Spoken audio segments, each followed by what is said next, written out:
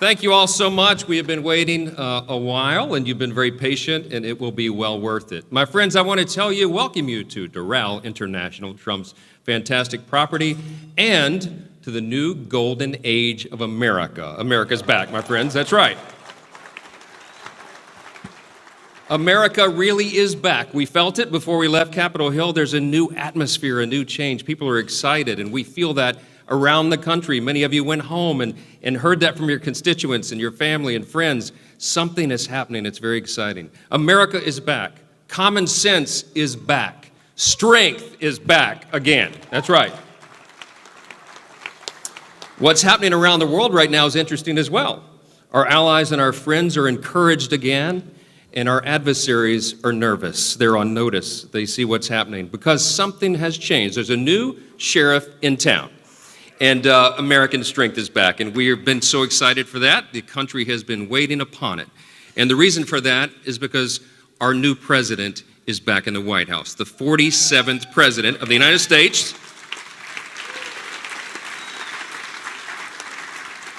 He doesn't need a long introduction, and I won't give you one, but I would just say this. The first week in office was the most momentous of any that anyone can remember, probably of any administration. And he's already accomplished more for the American people than his predecessor did in all 4 years. There's more of that to come. That's right. And as House Republicans and Republicans in the Senate and the House join together, we are going to bring forward the America First agenda.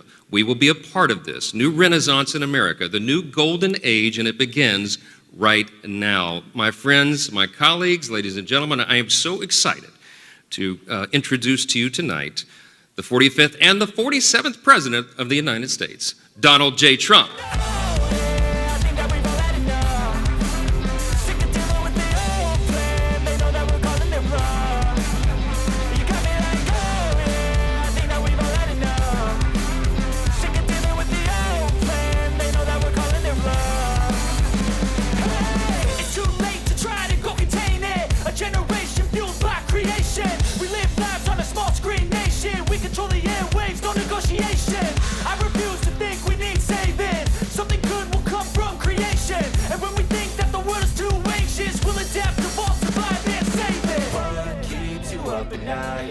Make all the demons quiet, yeah. We were built to thrive, yeah. I think that we've all had enough. What keeps you up at night, yeah. Make all the demons quiet, yeah. We were built to thrive, yeah. I think that we've all had enough. Yeah, I think that we've all had enough. Sick of dealing with the old plan. They know that we're calling it wrong. You got me like, oh yeah, I think that we've all had enough. Sick of dealing with the Thank you very much, everybody.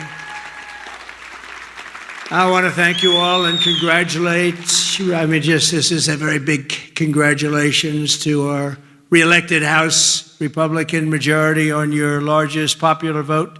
Did you know that since 1928? That's a long time, Mike, right? That's a long time. But I especially want to thank our outstanding leadership team, Speaker Mike Johnson, we all know so well. He's doing great. Majority Leader Steve Scalise, who's gone through so much, and he looks better today than he did 10 years ago. I don't know what's going on. Thank you very much, Steve. You look great. Majority Whip Tom Emmer. Tom, thank you. Great job. And House Conference Chair Lisa McClain. Lisa, thank you very much. Appreciate it. Great job. Thanks as well to all of the incredible House members and staff for your tireless work on behalf of our country, along with Congressional Institute CEO Kelly Strickland. Thank you very much. Thank you. Kelly, thank you very much.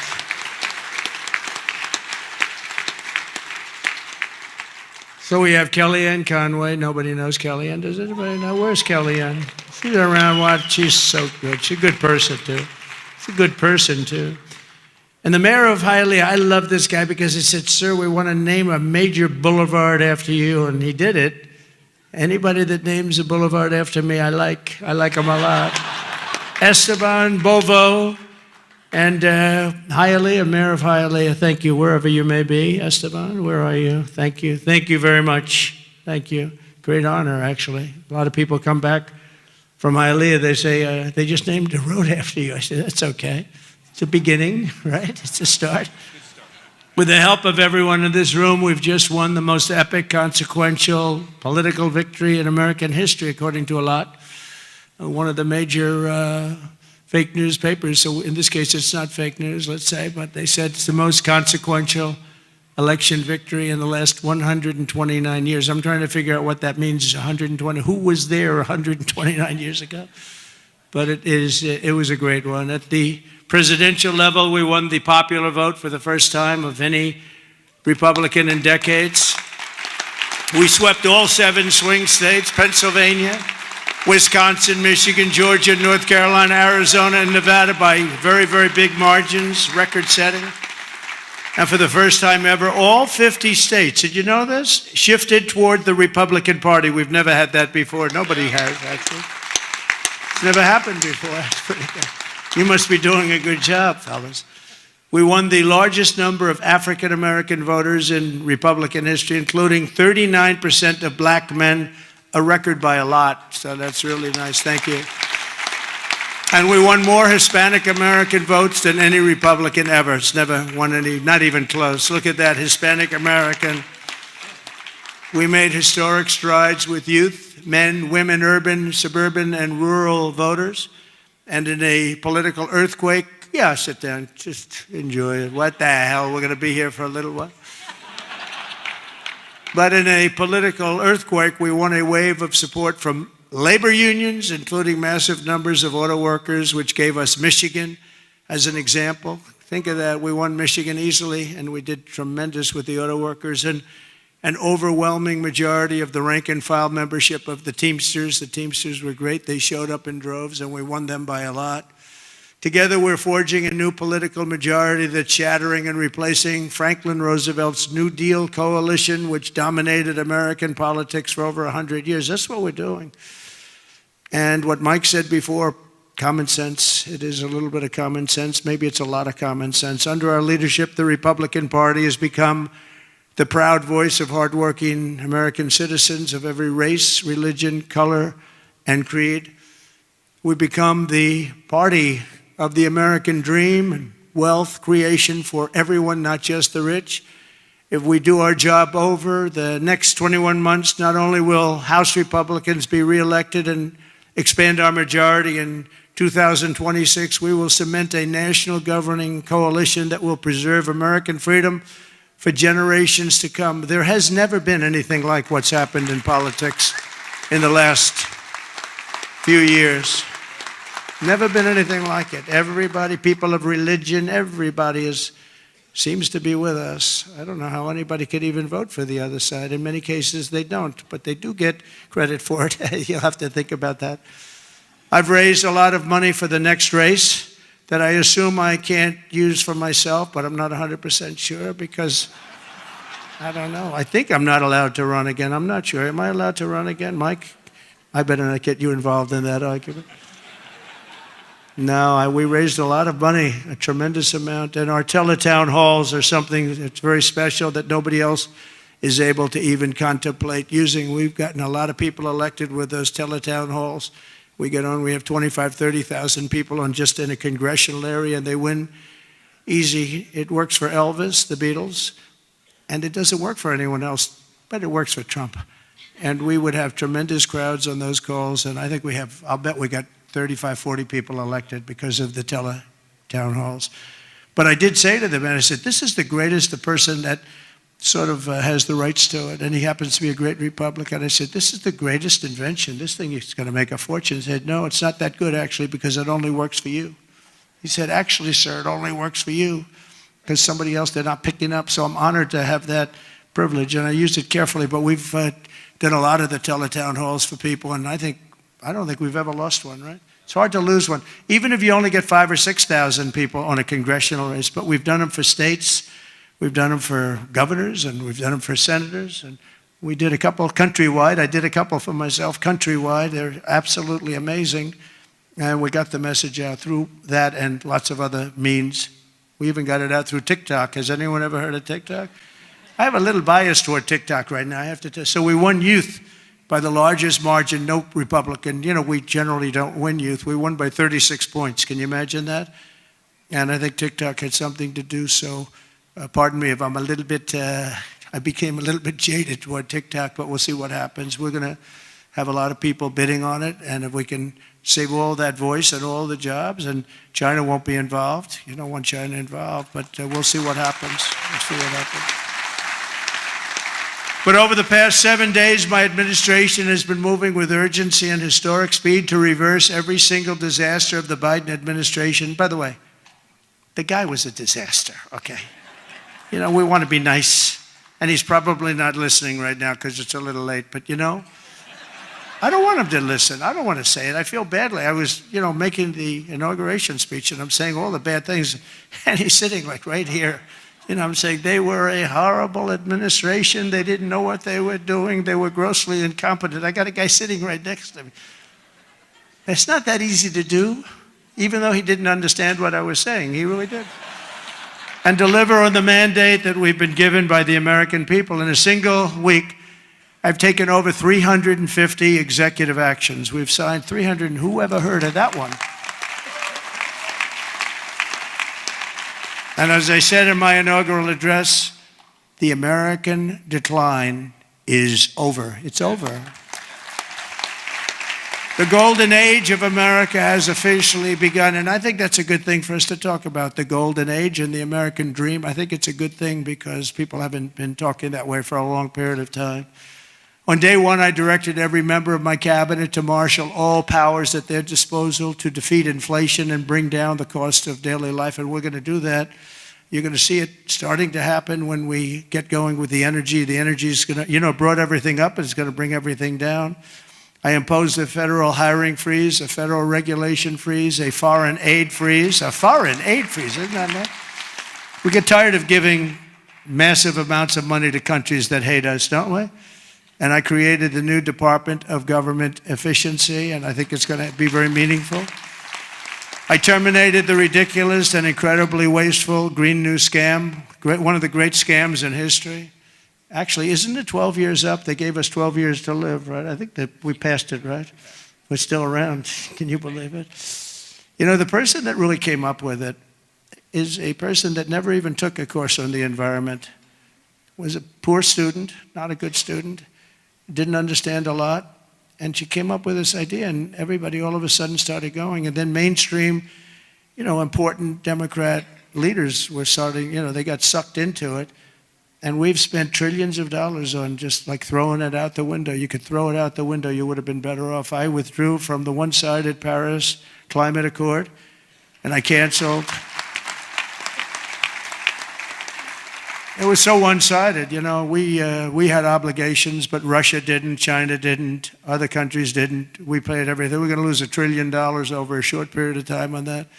And we had to do everything. They didn't have to do anything. It was ridiculous. And I canceled the insane and very costly electric vehicle mandate. So you can buy a car of your choice. If you like gasoline, go have it. And if you like hybrids are doing well.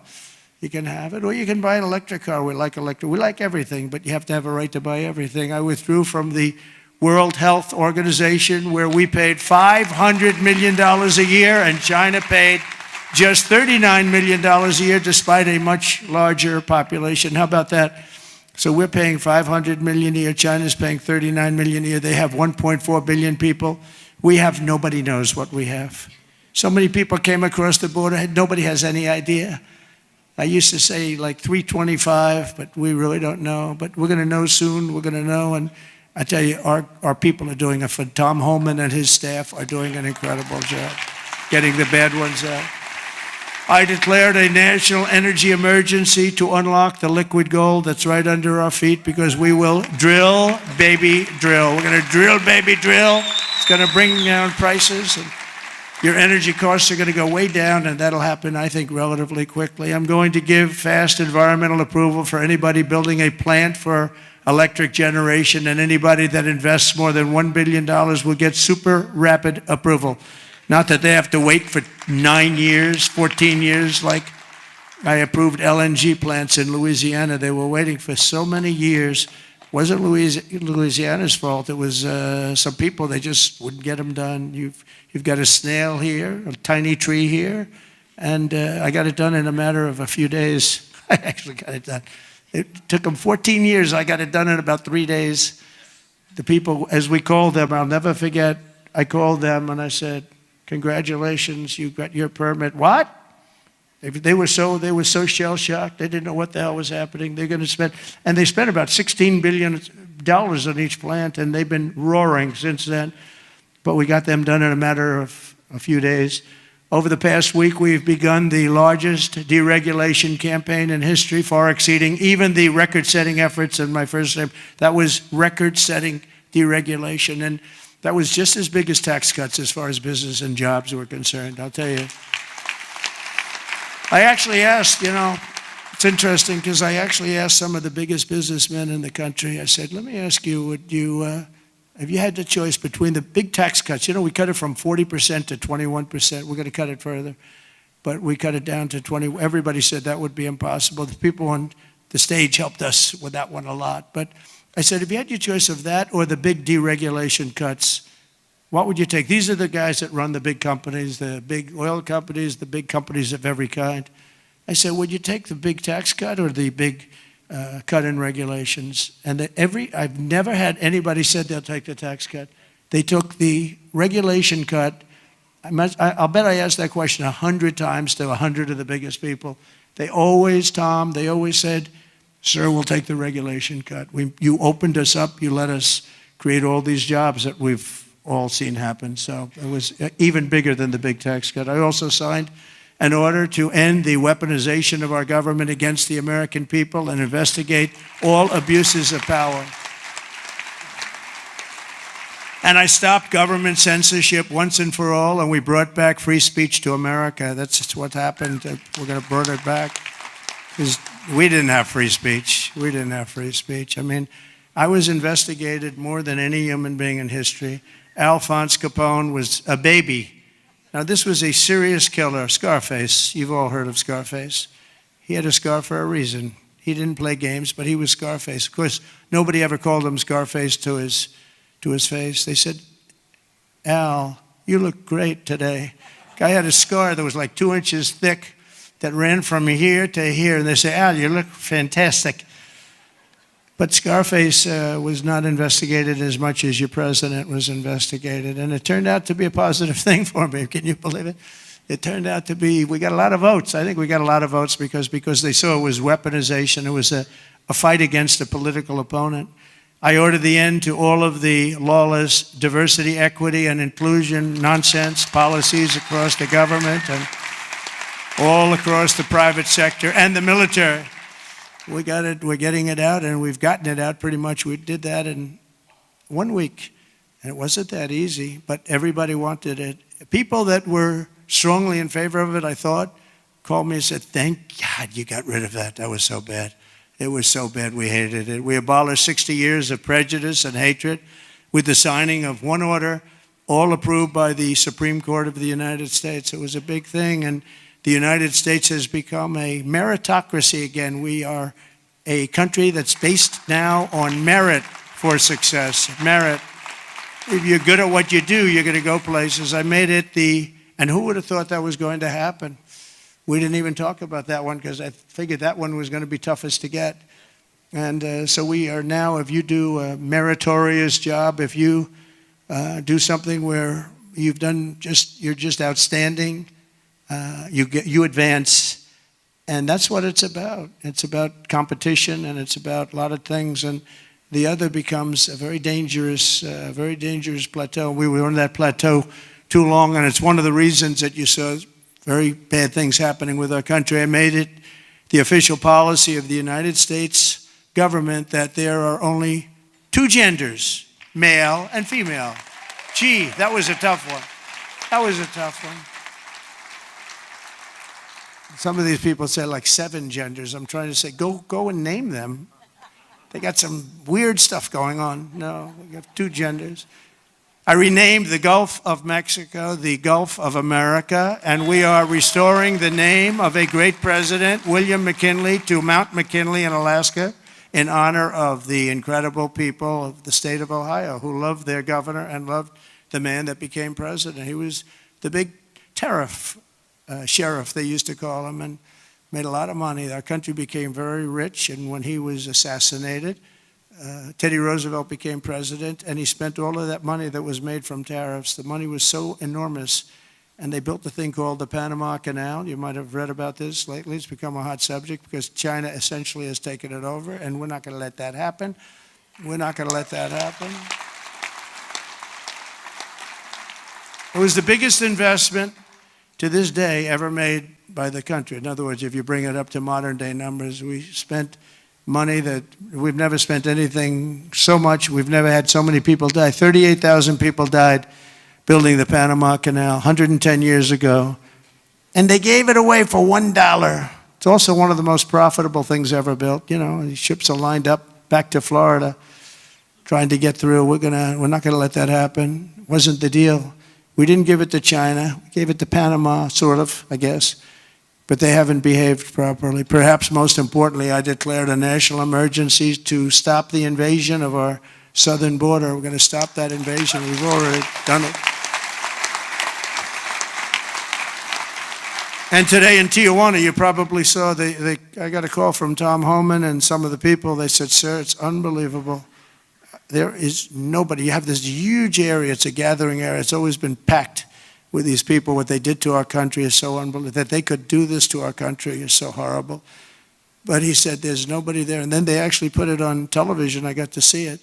And there was literally not one person, this vast area where people stay there all day long and they just walk right into our country. They just unchecked, no way, no checking for IDs like voter ID. They don't want voter ID because they want to cheat. They wanted these people to come in because they want to cheat too. But who could allow this to happen? But there wasn't one person standing in this massive an area that's like 5 football fields that was packed for years under these horrible people that wanted to kill our country. We halted all illegal entry. We have successfully ended catch and release, and we're deporting 100% of all new trespassers apprehended at the border, and nobody's coming in, and nobody's coming now because they know they're not going to be able to come in. So we've really stopped something that was very, very serious. But we have to get the bad ones out. We have many murderers, many very bad people in our country that they've allowed because of a ridiculous, actually stupid, open border policy. I've also deployed troops to the border, and for the first time in history, we're locating and loading illegal aliens into military aircraft and flying them back to the places from which they came. And very importantly, America is respected again. We're respected again. Isn't that nice? You know, after years of laughing at us like we're stupid people.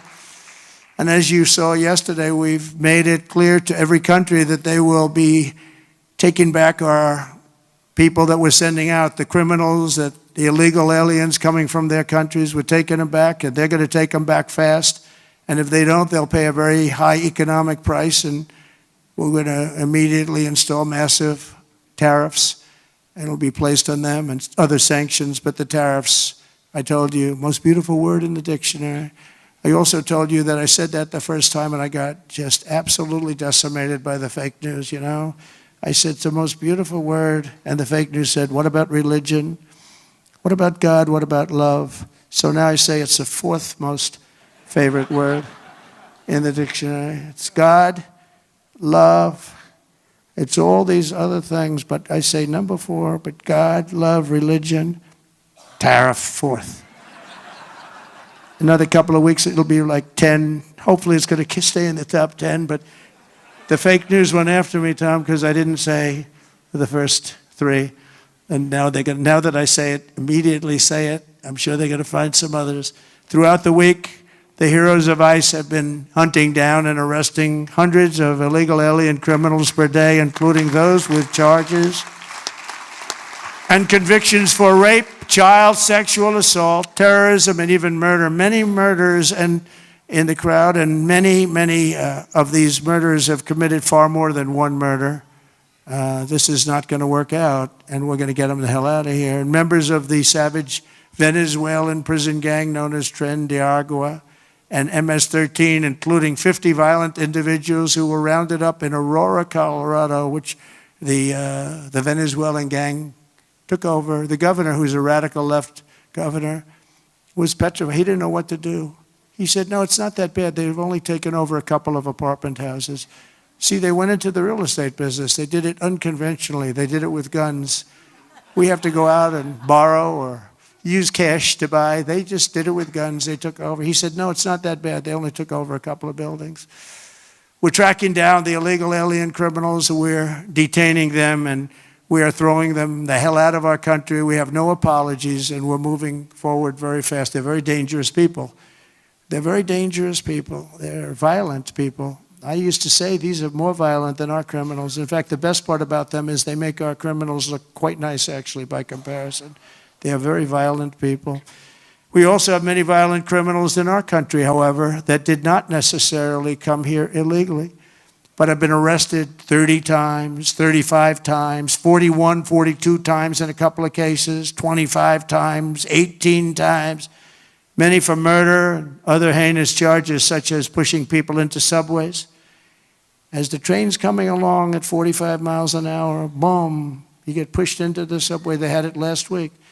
Hitting them in the head with baseball bats while they're not looking, punching old ladies in the face, knocking them unconscious and stealing their purse. They even break into apartments and rape elderly women and beat up elderly men, beat them to hell. And I don't want these violent repeat offenders in our country any more than I want illegal aliens from other countries who misbehave. And I say, and this is subject to getting it approved, but if they've been arrested many, many times, they're repeat offenders by many numbers, I want them out of our country. I also will be seeking permission to do so. We're going to get approval, hopefully, to get them the hell out of our country along with others. Let them be brought to a foreign land and maintained by others for a very small fee as opposed to be maintained in our jails for massive amounts of money, including the private prison companies that charge us a fortune. Now, let them be brought out of our country and let them live there for a while. Let's see how they like it. You'll see crime all over the country dry up. Essentially, that's what Venezuela and other countries are doing. They're getting rid of their criminals and putting them into the United States of America. And their crime is down by almost 80%. We're going to restore law and order in America, and we want to bring back the death penalty for these horrible people that kill people. They kill people. It's always a tough thing to say because I don't like it. Nobody likes it. But if you don't do it, we're just looking for trouble. I spent a lot of time with President Xi, and I'll never forget in my first meeting, I said, do you have a drug problem? No, we have no drug problem. Why is that? A quick trial. What is quick trial? Quick trial is that we try the person that sells the drugs immediately, and at the end of the day, we execute that person if that person is guilty. We have no drug problem whatsoever, and that's the most severe case. But wherever you have no drug problem, you have the death penalty. So, and drugs causes a lot of the crime. A lot of the crime in our country is caused by drugs. It's a terrible situation. Comes through the southern border. Most of it is fentanyl coming in from China. And you know, it's very interesting. China, when I was with President Xi, I had a deal worked out with him that they were going to give their maximum punishment, which is the death penalty to anybody making fentanyl and sending it into the United States. Then we had a very unusual result in an election. We had a rigged election. We had a very unusual result, and that went nowhere. It was all set to be, he would have absolutely done it. He was ready. We shook hands on it, and then Biden, of course, didn't follow it up. He didn't follow anything up. But if that would have happened, you would have had a lot less fentanyl deaths, I can tell you. You would have had very little fentanyl coming into the southern border. Last week, I also signed an order that will designate the cartels as foreign terrorist organizations. That's a very big designation. And as we are fighting hard to get birthright citizenship or automatic citizenship for the children of illegal aliens, that's another way. It's automatic citizenship for children of illegal aliens. That's the other term that they use, which is actually more accurate, more understandable. And it's ridiculous. We're the only country that has it, and certainly the only country that has it to that extent. And it wasn't meant, if you look, it was really meant for children of slaves. This is when it happened. The children of slaves, it was not meant for everyone to come into our country by airplane or charging across the borders from all over the world and think they're going to become citizens. It's not meant for that. It wasn't meant for that. And hopefully at some point the courts will understand that without having to go through a whole big deal. This was meant for the children of slaves. And look at the timing of it and you'll see. And I hope judges will understand that. And it has to stop because it's really hurting our country very badly. In the coming weeks, I'm looking forward to working with Congress on a reconciliation bill that financially takes care of our plans to totally and permanently restore the sovereign borders of the United States once and for all. This should include full funding for a record increase in border security personnel and retention bonuses for ICE and Border Patrol. These people are incredible people. I got to know them so well. I was on the phone with them all the time when I was president. When she was the border czar, she never called them. Remember, we went like 4 years and they started asking her, did you ever speak to him? No. We asked the Border Patrol, did you ever speak to the head of the Border Patrol? Did you ever speak to the vice president who was your border czar? No, I never got to speak to her. This was a terrible thing that was going on. This was a con job. We also need a massive increase in the number of detention beds and funding for all border security infrastructure and barriers, including the completion of the border wall. We did 500 miles of wall, and that's one of the reasons we had the lowest number. You remember the famous chart that I looked to my right, bring down the chart, and I looked to my right, and something went right by he. But that chart, I don't know if they have it now, frankly, I didn't tell them to bring it, but they're very competent people, they might. If you have the chart, put it up. If you don't, that's okay too. But that chart showed that we had the lowest number of illegals coming into our country in history. And I love the chart. Even if it didn't show that, I would have loved that chart, because that chart, I wouldn't be here right now without that particular chart. But it was pretty amazing. It was really amazing. And we did a great job. We had the lowest, the week I left office, we had the lowest number of illegal immigrants coming into our country that we ever had. Simultaneously, we must make a record investment in interior enforcement, including deportation flights and aircraft, as well as funding for our new task force to eradicate the presence of foreign gangs. We have some of the worst foreign gangs. It's not even believable. And criminal networks that have brought devastating crime to American soil. We're getting them all out. We're getting them all out. I won on that, you know. It's like some people explain it very well. They say, gee whiz, you know, they look at the people.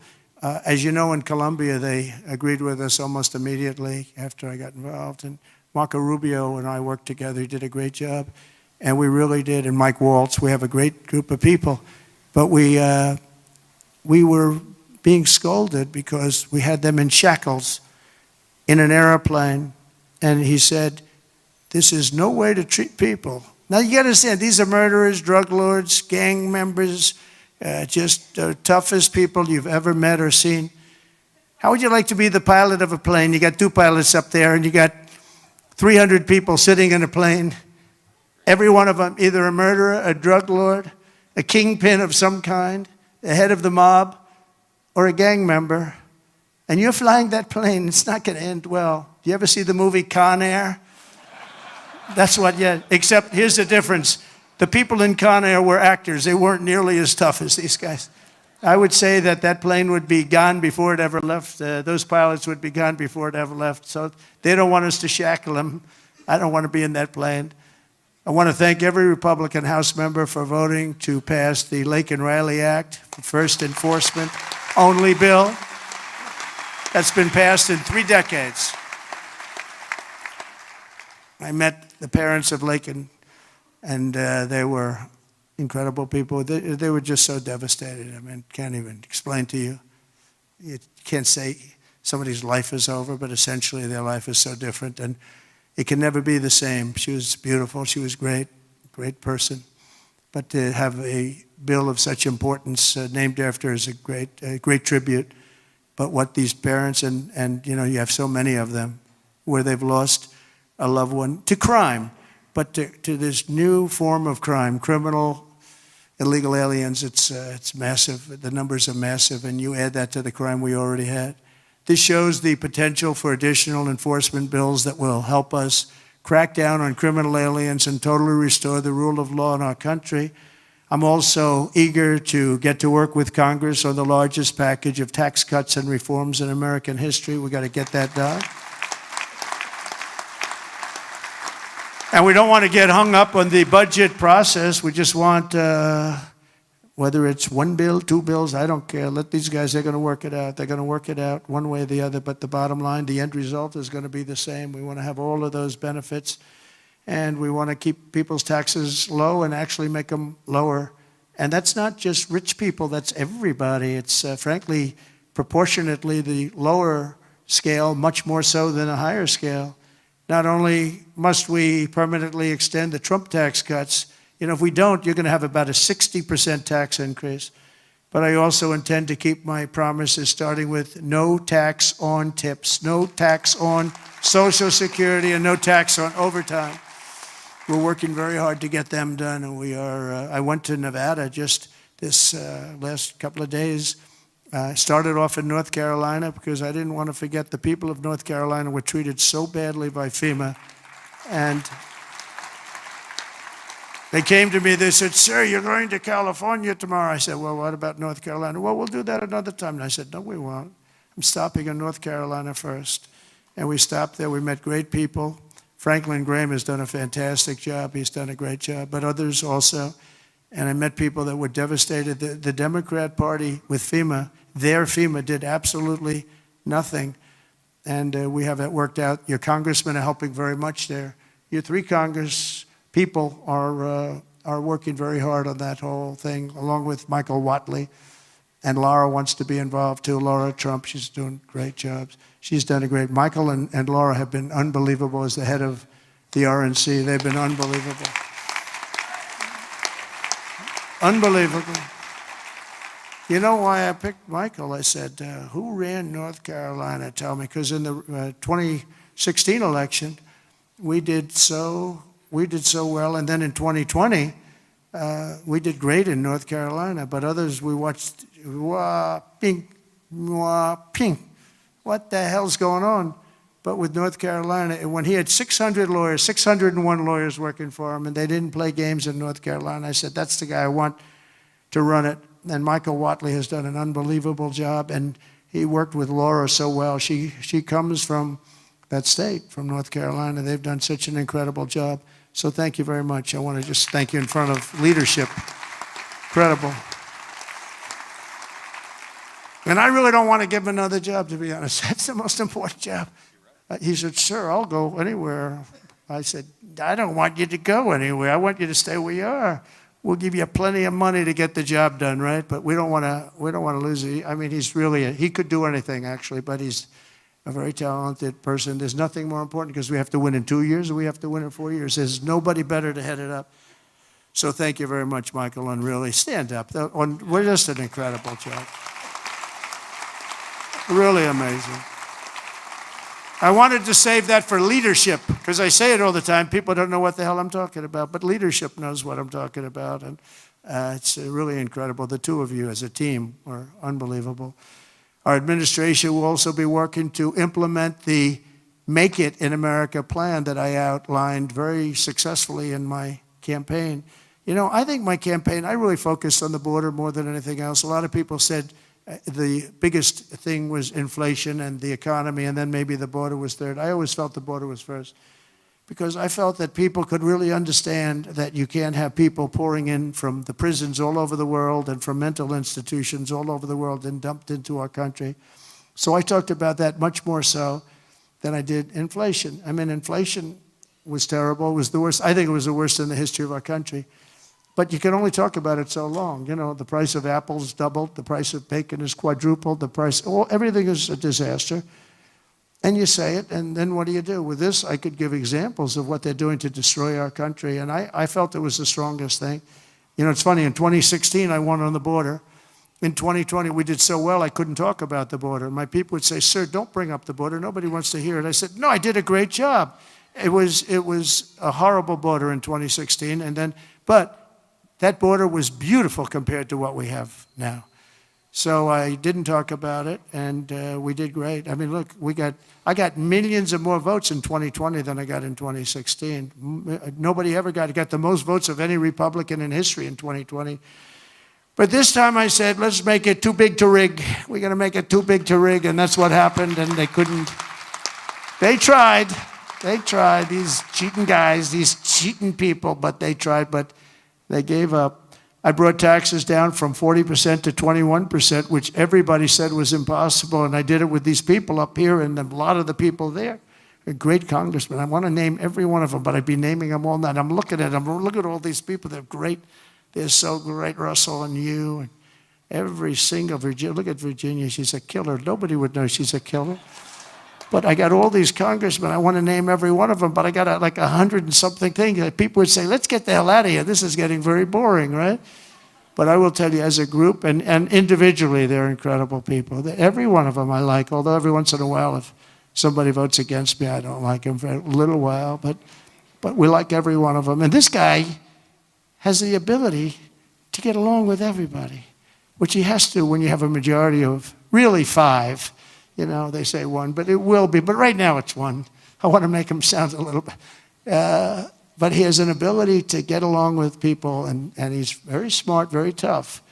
But everyone likes him because he's a high-quality person, very religious person, and he's a high-quality person.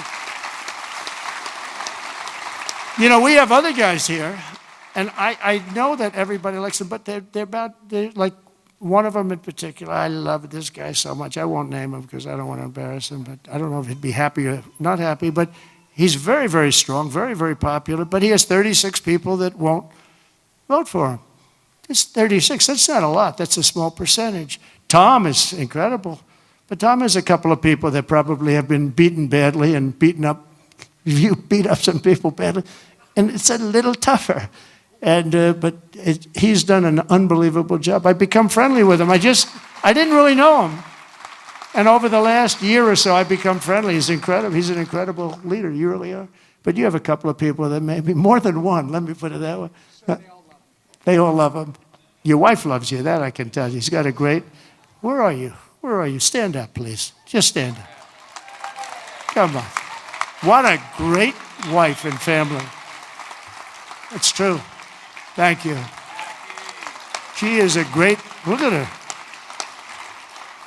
She's very popular, isn't she? Huh? She's great, more than you. You're very popular. And now I'm bringing them down. I'm bringing the taxes down from 21 to 15%, but only if they make their product in America. So if they make their product in America, we're bringing it down. So if you think about it, we took it down from 40 to 15%. But again, you keep 21, but you go down to 15 if you make your product here. We are going to have so many business moving back into our country. And remember, again, the word tariff. We're going to protect our people and our businesses, and we're going to protect our country with tariffs. And you got a little indication of that yesterday with what happened with a very strong country. Colombia is traditionally a very, very strong-willed country. If they don't make their product in America, then very simply they should have to pay a tariff, which will bring in trillions of dollars into our treasury from countries that never paid us 10 cents. We're not going to let that happen. We're not going to let them destroy our country. In the words of President McKinley, who is the tariff king, the protective system invokes the highest law of nature, that a self-preservation, and that is self-preservation. There is every reason founded in justice why the American producer should in every way be favored against a foreign producer whose products compete with his. This is our natural market. We have made it. We have made it at enormous cost, capital, and exertion. And think of this. And we did that through exertion and brain and muscle and guts and stamina. We preserved it against foreign wars and domestic conflicts at great sacrifice of men and women. The foreign producer has contributed nothing to the growth or development of this country.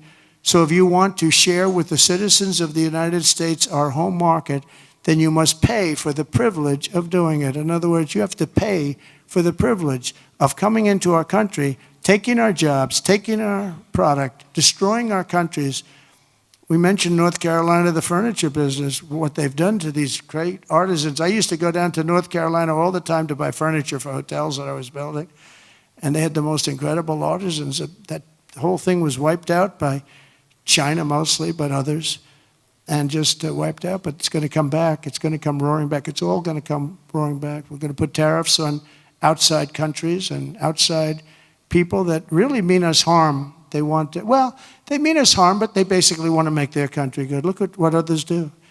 China's a tremendous tariff maker, and India and Brazil and so many countries. And so we're not going to let that happen any longer, because we're going to put America first. Always put America first. That's what's going to happen. We're going to establish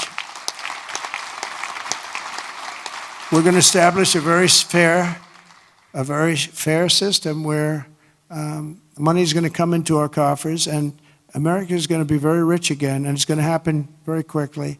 It's time for the United States to return to the system that made us richer and more powerful than ever before. Do you know, the United States in 1870 to 1913, all tariffs, and that was the richest period in the history of the United States, relatively speaking. In other words, relatively. And they set up the Great Tariff Commission of 1887, and this commission had one function: what to do with all the money that we took in. It was so enormous that they had no idea. It was a blue ribbon committee. It was set up 1887, and what to do with all of the money that we had. And again, Teddy Roosevelt was a beneficiary, because when McKinley was killed, he took over this vast sum of money, and he did all of those national parks and all of the other things. And I'm not knocking him, but he was given a vast amount of money, and that was all made through tariffs. We had no income tax. The income tax came in 1913. As I said in my speech last week, instead of taxing our citizens to enrich foreign nations, we should be tariffing and taxing foreign nations to enrich our citizens. Does that make sense, right? Under the American first economic model, as tariffs on other countries go up, taxes on American workers and businesses will come down, and massive numbers of jobs and factories will come home. The job creation will be enormous. In particular, if you look at the automobile sector, I mean, we're just being wiped out. You just take a look at what's happened to that over the years. And the auto workers voted for me. I have an obligation to do what's right, and I'm going to do that.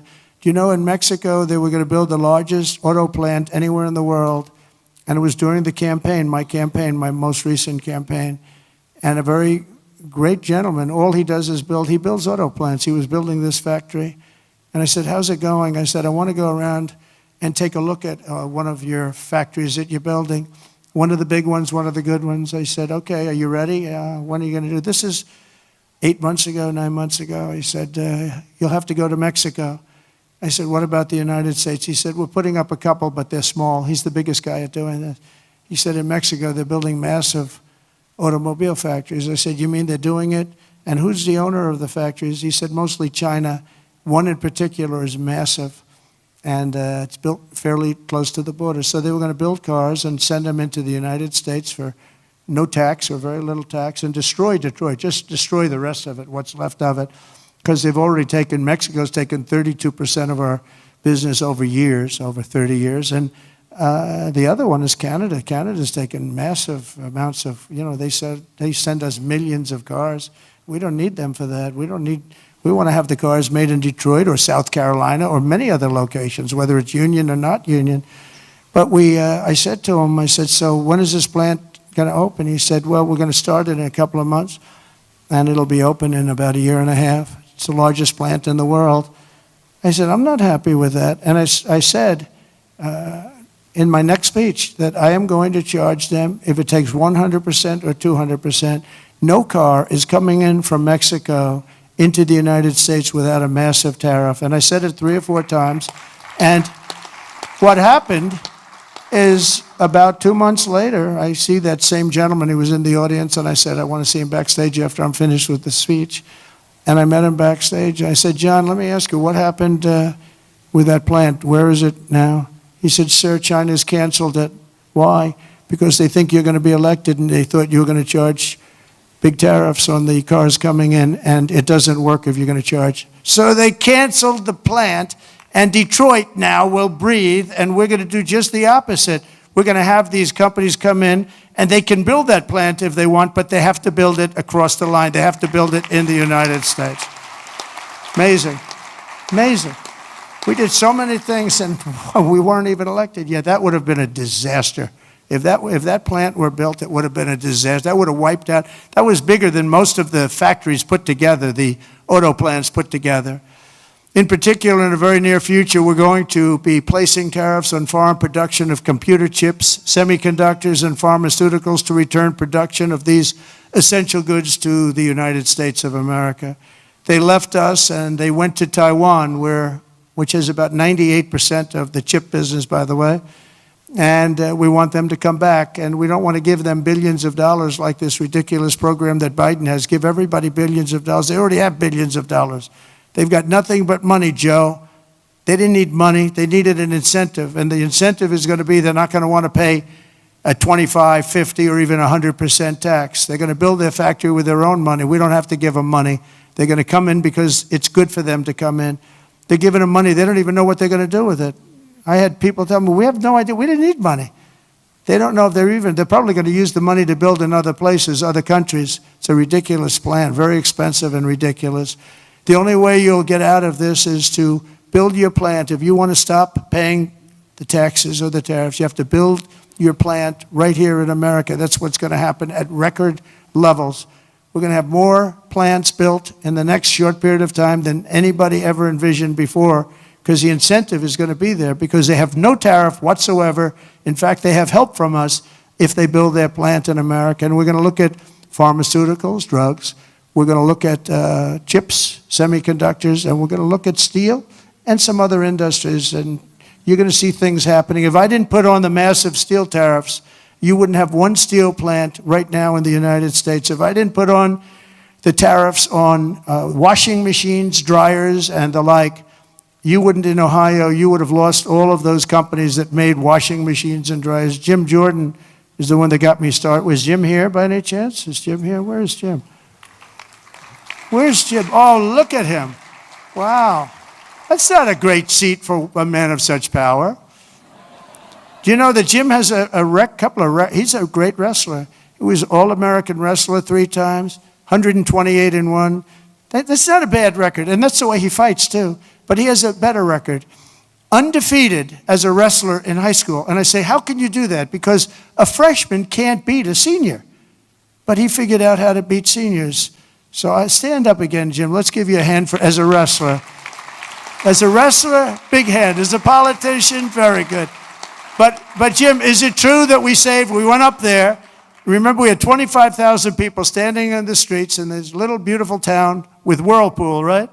And they were going to close up their factories because South Korea was dumping washing machines and other things like that, and they were dumping. And we put a 50% tariff, and 75, even 100%, and now they're thriving, right? Without Trump, they would have been closed up. But Jim was the one that got me involved. Are you guys all happy with Jim? Do you like him? Because I like him. I like him, right? We like Jim. What's not to like? He gets on television, he's like a wrestler. He's got this boom, boom, boom, boom. Very impressive, Jim. Anyway, it's good to see you. I like that guy a lot. I like a lot of the people in the audience a lot. I like the people in this room. We have the same basic philosophy. We have the same thoughts. What's not to like? But I'll also be placing tariffs on steel, aluminum, and copper, and things that we need for our military. We have to bring production back to our country. You know, there was a time when we made 1 ship a day. And now we can't build a ship. We don't know what the hell we're doing. It's all gone to other locations and other lands. And to further return production to the United States, we're going to environmentally free up our rare earth minerals. We have some unbelievable sites. We have some of the best rare earth anywhere in the world, but we're not allowed to use it because the environmentalists got there first. They said, you cannot touch that land. I look at the land. It looks like every other piece of land. What is it? Well, this is very protected. They have no idea what they're doing to our country. They use the environment to stop progress, so we're not going to let that happen. We have Lee Zeldin. I don't know if Lee's here today, but Lee Zeldin is going to be fantastic. He's going to head up the whole environmental. And I said, Lee, if we have we put in for a power plant, and if we don't get the approval, like that you can start within 12 days, one day would be even better, but 12 days, 14 days, see what you can do. And Lee's great. Lee knows what's good and he knows what's bad, and he'll be very fair, but we have to get it moving, because some of these jobs, like the ones in Louisiana, they were 14, 15 years, they couldn't get their approvals. We can't let that happen. When people come here with massive amounts of money, they want to start, they want to go, and we know what's good and we know what's bad too. And Lee Zeldin's going to do a great job environmentally. As we fix our tax system, we could also cut colossal amounts of government waste, fraud, and abuse, of which there's a lot. But tonight, I restate my pledge from the campaign. I will not sign any bill that cuts even a single penny from Medicare or Social Security for our great seniors. We don't have to do that. We don't have to do that. We'll not touch those benefits in any way, shape, or form. I want to use that because during the campaign, they had these fake ads that Trump is going to cut Social Security. No, they're the ones that are going to cut it, because the country's going to go bankrupt under them. And that's why it's going to cut, because they're not going to have a choice. Not that they're saying we're going to cut it, but our country was heading for absolute bankruptcy. Using reconciliation, I also look forward to working with you to make our energy policies permanent and making our historic deregulation efforts a fixture of U.S. law, so that no future president, like they did with Anwar. I got Anwar approved. Nobody could do it, including Ronald Reagan in Alaska. It's the largest site, potentially the largest site in the world, larger than Saudi Arabia. And I got it done. Ronald Reagan couldn't get it. Nobody could get it done. They tried, but they couldn't get it done. I got it done. And the first thing they did was end Anwar in Alaska. The biggest, most powerful site, maybe anywhere in the world, that we got it done. And we're going to get it done again very quickly. Now, I think I do it with an executive order, because they didn't go through Congress. I got it approved through Congress. So I think we get it done fast. But it's going to be, that can supply all of Asia with its location. All of Asia can be supplied by Anwar. So there's so many things, but we don't want to have any future president ever sabotage our economy with out-of-control regulations, as the last two Democrat presidents have done. They went crazy. Last week I signed an order revoking Joe Biden's destructive artificial intelligence regulations, so that AI companies can once again focus on being the best, not just being the most woke. And today and over the last couple of days, I've been reading about China, and some of the companies in China, one in particular, coming up with a faster method of AI and much less expensive method. And that's good, because you don't have to spend this much money. I view that as a positive, as an asset. So I really think if it's fact and if it's true, and nobody really knows if it is, but I view that as a positive, because you'll be doing that too. So you won't be spending as much and you'll get the same result, hopefully. The release of DeepSeek AI from a Chinese company should be a wake-up call for our industries, that we need to be laser focused on competing to win, because we have the greatest scientists in the world. Even Chinese leadership told me that. They said, you have the most brilliant scientists in the world in Seattle and various places, but Silicon Valley, they said, there's nobody like those people. This is very unusual when you hear a DeepSeek, when you hear somebody come up with something. We always have the ideas, we're always first. So I would say that's a positive. That could be very much a positive development. So instead of spending billions and billions, you'll spend less and you'll come up with, hopefully, the same solution. Under the Trump administration, we're going to unleash our tech companies, and we're going to dominate the future like never before. And finally, we need to work together on a defense bill that once again fully rebuilds our military for our great warriors. We have to have a strong, strong defense.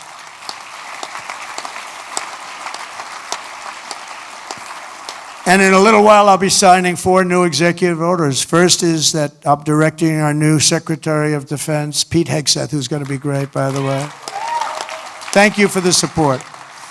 Thank you very much for the support. You really did support him greatly. I think he's going to be fantastic. I know him very well. I think he's going to be fantastic. He's what we need. To immediately begin the construction of a state-of-the-art Iron Dome missile defense shield, which will be able to protect Americans. You know, we protect other countries, but we don't protect ourselves. And when Ronald Reagan wanted to do it many years ago, luckily we didn't. We didn't have the technology then. It was a concept, but we didn't. And now we have phenomenal technology. You see that with Israel. We're out of 319 rockets. They knocked down just about every one of them. So I think the United States is entitled to that, and everything will be made right here in the USA, 100%. And next, to ensure that we have the most lethal fighting force in the world, we will get transgender ideology the hell out of our military. It's going to be gone. In addition, we will stop our service members from being indoctrinated with radical left ideologies such as critical race theory. We're going to stop it. It's already been stopped. It's already been halted, totally halted. And finally, we will offer full reinstatement to any service member who was expelled from the armed forces due to the COVID vaccine mandate. And we will restore them to their former rank with full pay. And I think we're going to have a lot of people that join. And one thing I'll say, if you looked at our recruitment over the last week or so, 2 weeks, it's through the roof. You know, we were having a lot of people weren't signing. We were having a hard time recruiting people because they were looking at these people that they were supposed to be their leaders, and they weren't happy. They didn't like people that fall going upstairs. If you're going to fall, at least go downstairs from the plane. That triple fall, I use that thing in more ads. I didn't have an ad where I didn't put that in. Just a little quick 1, 2, 3. Reminded me of Joe Frazier when he went down, right? George Foreman, Joe Frazier. 3 falls in a matter of seconds. I said, can you speed it up a little bit? People are getting tired of it. But no, we have now the best recruitment we've seen in a long time. There's a tremendous number of people wanting to sign up. January 20th, 2025 was a turning point in American history. Starting last week, we're ending years of incompetence, radicalism, and betrayal, and we're ushering in the most exhilarating era of reform and renewal in the 250-year history of our country. And just in conclusion, I just want to say that this has been a very exciting and will be a very exciting new chapter. There's nothing we cannot achieve as long as the Republican Party remains united. I hope you can remain united.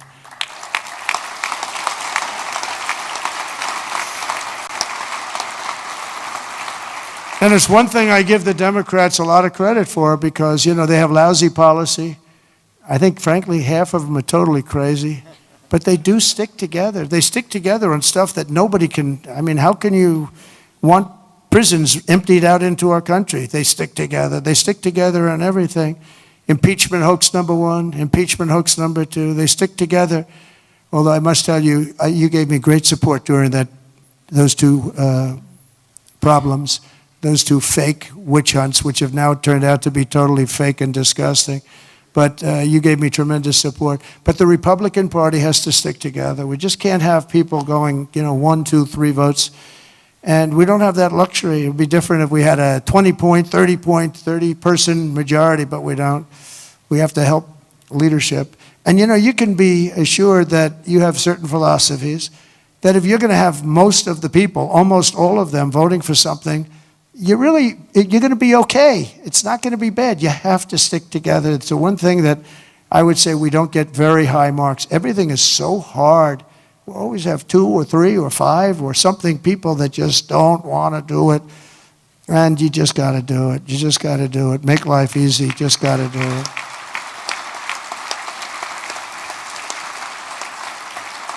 So right now we have a very special period because we have the House, we have the Senate, and we have the White House, and we're a team, and we're a really good team. And I appreciate so many times, and like even with Mike, I called 3 or 4 people, and they said, okay, sir, I'll do it. I'm going to vote. I'm going to vote positively, and they're very happy they did now. But when I called, we've gotten such a great response. We just had that happen with Pete Hegseth, and we have it happening with others. But we really appreciate it with the House. The House has been, it's a very difficult situation when you have that small a majority. But in a certain way, it brings you together. It actually can unify more than anybody would ever know.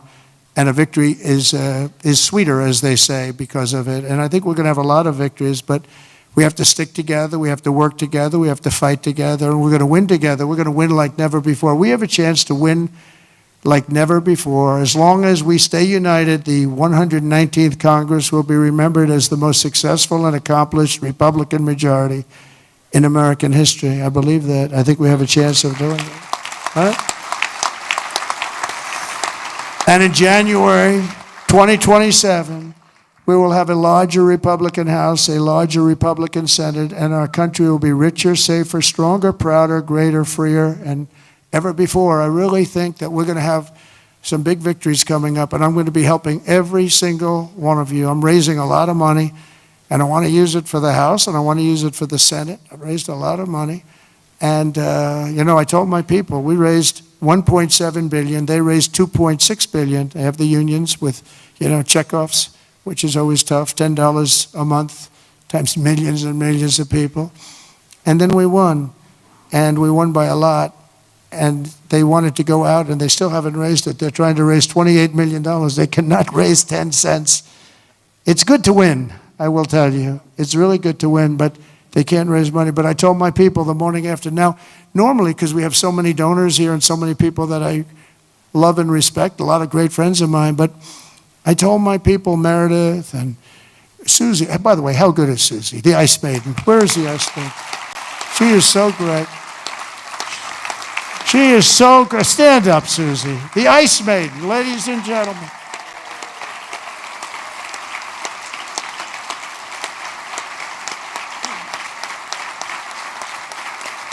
Wow, look at that.